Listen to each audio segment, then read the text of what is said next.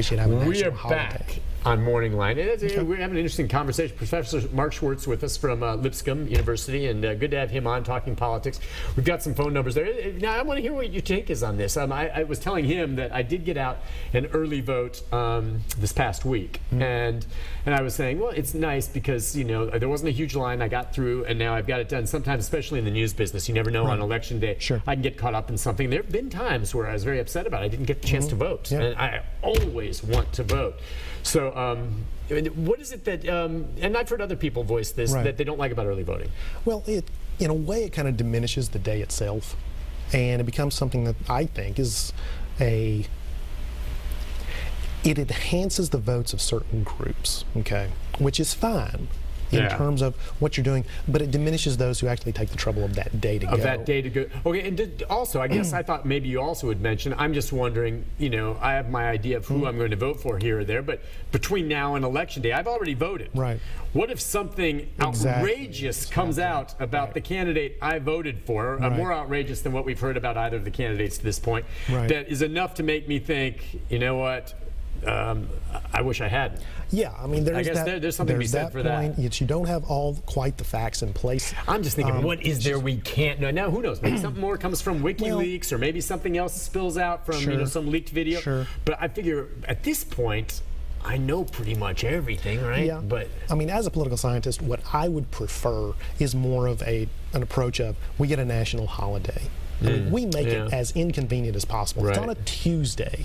I mean, why don't we just have it on a day, make it a national holiday, and you can have all sorts of encouragement from, you know, public organizations, from corporations, from the parties, from everybody. Sure. Or could you do it on a weekend? Is there a reason not to do it on a weekend? No, there's not. No, there's not. I mean, it's not like we're really we're using public buildings, we're using volunteers or paid volunteers to run the polls themselves. These are not people who are being taken away from work.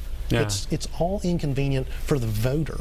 For the actual running of the elections, we have a very usable system for a weekend, or again, for a national holiday. Seems like every 4 years we could afford to take a day off as a country, considering what we do get days off for as it is. I totally agree. All right, let's take a couple phone calls. Lots to talk about. We'll start off with Joe. Joe, good morning. How are you? Good morning, Nick. Hi, Joe. Just a few comments here, quick. This is the worst selection for president candidates that I can ever remember in my lifetime, and not really happy with either one of them, but Donald Trump scares me to death. But I think you could very well see maybe a third party, maybe a split in Republican Party for sure, come out of this, and this, you know, because I think that the Democrats are not real happy with the candidate, and I think Republicans are not.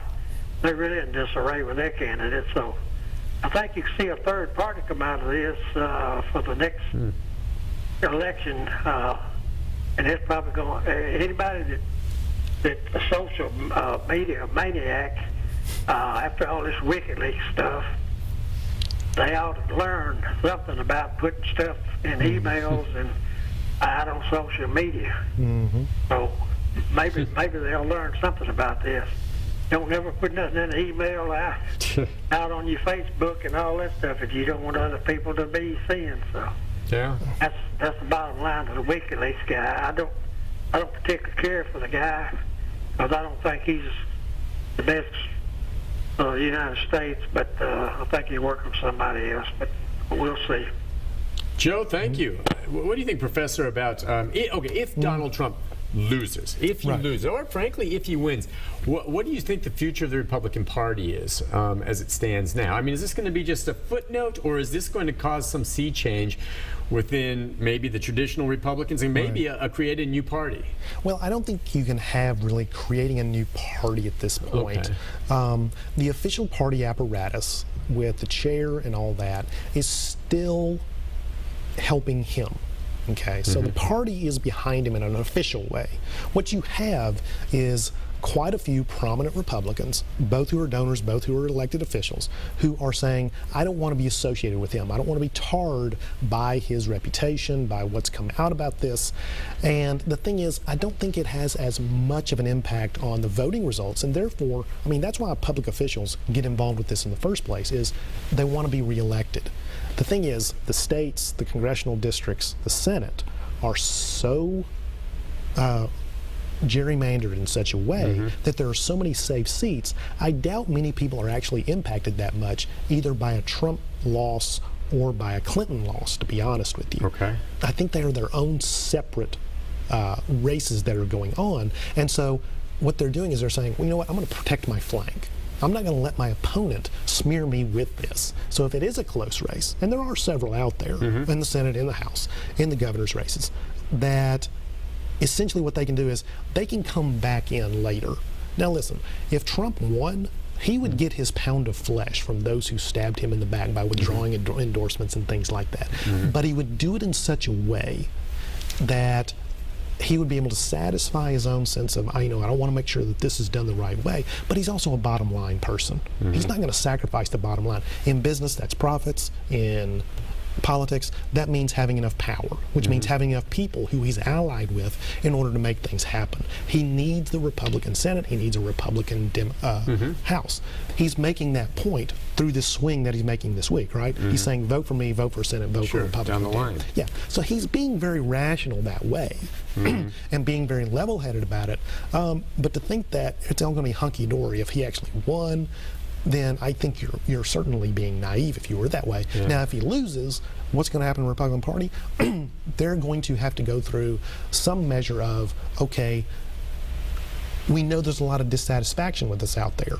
So how can we, now that we've sort of gotten rid of him as a threat, how can we hold on and then grow from this? So I think a couple of things you're going to see is you're not going to have as many candidates in 2020 as you had in 2016. Okay. There's going to be some sort of discipline imposed on the party so that says, okay, we're going to raise the threshold for you to be able to actually say you're running for president. Okay. So we don't have 17 people who then are taking advantage, it's a weak pool, taken advantage of by this outsider. Okay. You're also going to have probably some changes to the ideological breakdown of the party itself. Some people are going to leave the party. They're going to say, you know what, I'm more comfortable in the Democratic Party as it's constructed right now, because I don't want to be a part of a party that's going to promote, a Donald Trump and all that kind of thing. Chair Reince Priebus, he'd probably be gone. Then you're going to have somebody take over from that. They're going to try to rebuild the party, articulate a vision without leaving behind those people who are potentially good for them. So do they become more of a populist party as opposed to a conservative party? Okay, right. So populism is known for certain things. They are tend to be more nationalistic, tend to be a little bit more protect our industries. Probably a little bit more tariffs, not as much free trade. Not as involved in foreign adventures. So Syria going on right now, hey, that's their problem. That kind of thing. Do things more of a national interest kind of approach. So hey, we can work with Russia on something, or we can accommodate the Taliban when it comes to whatever happens in Afghanistan. Let's just either cut our losses or see what we can salvage from these kind of things, as opposed to let's impose democracy, let's make sure people have freedom, let's make sure people have equal rights and things like that. All right, I want to talk more about that. We got some people that were waiting through the break. Let's go to Brian. Brian, good morning. Hey, three things real quick. First thing, I think everybody should watch the movie Primary Colors before they vote. And then I'll go on to my second thing real quick. Joe, I read the book. Will be a split in one of the parties, but it won't be the Republican Party. It's going to be the Democratic Party, because the Democratic Party is so powerful nationally, there's no way that the Republican Party can compete against it ever again by itself due to demographic changes. Now, what's going to happen is the Democratic Party is going to split. There's going to be one that's going to be really far left, the Socialist Party, and then there'll be the centrist Democratic Party, which with Hillary is going to be quite the hawk. And your gentleman earlier said that the millennials are concerned about, getting out of Iraq. Well, let me tell you something. Donald Trump will tell you this. Hillary is much more likely to get you in Iraq than Donald Trump would. That's just a fact. My third and final thing I would like to say is that I already voted, and I was really freaked out about voting, but a lot of people, if you're a Republican, recommend voting all down ticket Republicans and not Trump at the top. Well, I think I did the opposite. I voted Trump at the top, and then down, there weren't that many candidates to vote for really because we didn't have any senators or governors running. But I voted for this lady McCall, and I believe she's a Democrat. So because where I'm at, there was some controversy with one of the other people, so I voted for her, and then the rest of them I don't think are really affiliated. So, all the different local areas, there'll still be real strong concentrations of Republicans, mostly in the suburbs of the Midwest, in the South, and some parts of the West. But, other than that, I think it's going to be, taken over by the Democrats. All right, what do you think? Well, I think he does hit on something. The Democratic Party does seem to be advantaged by changes in demographics. As we become a much more multi-ethnic, multicultural society. But at the same time, I think they're reflecting, and the Republican Party is also reflecting, we're in a time of transition. It seems like we're not really so much going along a realignment or a de-alignment of different things. We just really have a situation where a lot of things that have been bubbling beneath the surface for several years, they've been papered over with, government spending and things like that to try to say, okay, we can accommodate this, we can accommodate that, and things like that. Well, now we're in a position where we can't do that anymore. So we're having to make some hard choices, and therefore we're having to make hard choices as voters.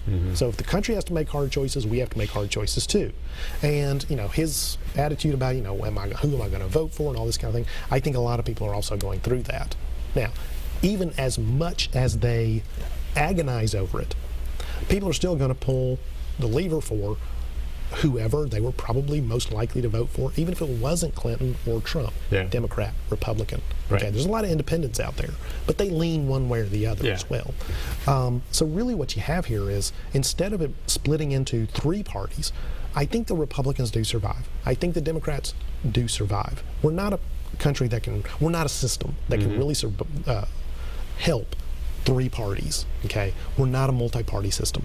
Even if there was a split, I think within 2 elections, that party would merge with one of the other ones, okay? So it would be a temporary situation.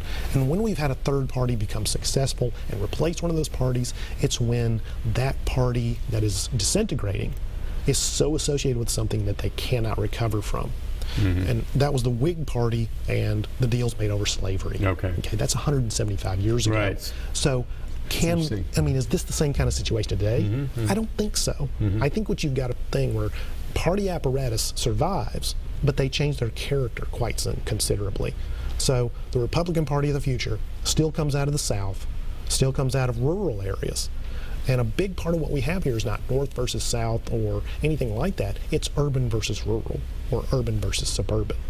And the suburban areas are where you're finding a lot more contention. Gotcha. No, you're right. That's interesting. Let's go to Cindy. Cindy, good morning. Good morning, Nick. Hi, Cindy. How you doing, buddy? Anyway, I got one thing to say. I voted for Donald Trump.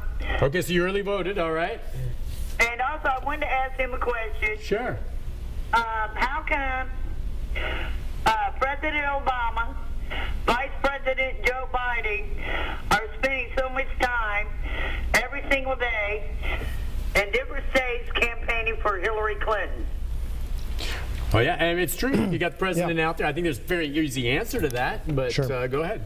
Well, the president and the vice president are part of the political process, and this is part of the political process, and Hillary Clinton is the one to carry forward the legacy of President Obama's administration. And that's pretty much what it is. If President Obama wants to protect his legacy, which he does, he is going to make sure that she gets elected as best he can.